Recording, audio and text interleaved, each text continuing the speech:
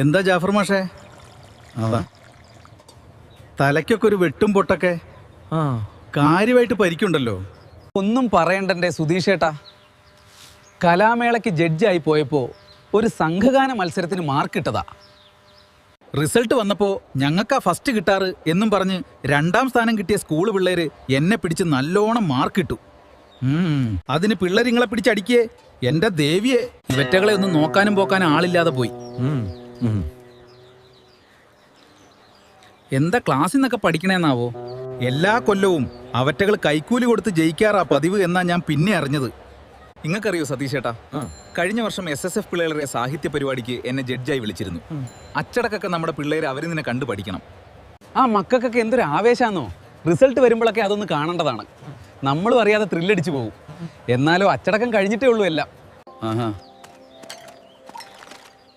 എന്താ മാഷേ, സുഖല്ലേ? ആഹാ, ഇങ്ങളെ കണ്ടിട്ട് വളരെ സന്തോഷം. സുധീഷേട്ടാ, ഉസ്താദിനൊരു ചായ. ആഹാ, മൂപ്പരെ ഈ ദുനിയാവിൽ കണ്ടിട്ടെന്നേ കുറേ കാലായി. എന്താ ഉസ്താദേ, നാട്ടിൽ തീരെ കാണാൻ കിട്ടണില്ലല്ലോ? തിരക്കെന്നേണ് മാഷേ. സാഹിത്യോത്സവം ആയതുകൊണ്ട് ലീവ് എടുത്ത് വന്നതാ. മാഷേ, വരുന്ന ആഴ്ചയാണ് സാഹിത്യോത്സവിന്റെ പരിപാടി.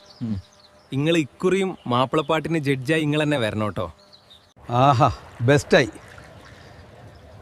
ഇത്രയും നേരം മാഷ് വാ തോരാതെ സംസാരിച്ചത് നിങ്ങളെ ആ പരിപാടിയെക്കുറിച്ചാ. ഇൻഷാ അല്ലാ, ഞാൻ എന്തായാലും വരും.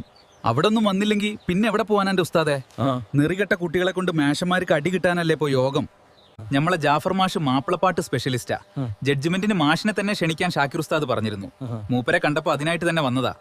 എന്റെ ഉസ്താദേ, പിന്നെ ഒരു കാര്യം, നിങ്ങളെ XLSE പരീക്ഷ കലക്കി കേട്ടോ. എന്റെ ദിവ്യമോൾക്ക് കണക്ക് പരീക്ഷയ്ക്ക് A+ തന്നെ കിട്ടി. ഓള് പറഞ്ഞേ ഉസ്താക്കന്മാരെ ആ പരീക്ഷയിൽ ചോദിച്ച ഏകദേശം ചോദ്യങ്ങൾ തന്നെയാ ഫൈനൽ എക്സാമിലും ചോദിച്ചത് അത്രേ. എല്ലാ വിഷയങ്ങളിലും ഈ പരീക്ഷ നടത്തിയെന്നെങ്കിൽ ഗംഭീരമായനെ എന്നാ മോളെ അഭിപ്രായം. സത്യം പറയട്ടെ എൻ്റെ ഉസ്താദേ, നിങ്ങളൊക്കെ ഞങ്ങളെ കണ്ണു തുറപ്പിക്കാണ്. മൂല്യബോധമുള്ള ചിന്താഗതികൾ മാത്രമേ നിങ്ങൾ എടുത്തുള്ളൂ അല്ലേ? ഞങ്ങളെ SSFും SYSും മുസ്ലിം ജമാഅത്തും ഒക്കെ ഞങ്ങൾക്ക് വേണ്ടി മാത്രമല്ല മാഷേ. അതെ, ഈ സമൂഹത്തിന് ഉപകാരമുള്ള പദ്ധതികളെ നടപ്പിലാക്കൂ. അത് ഞങ്ങളുടെ നേതൃത്വ ശുദ്ധിയാ.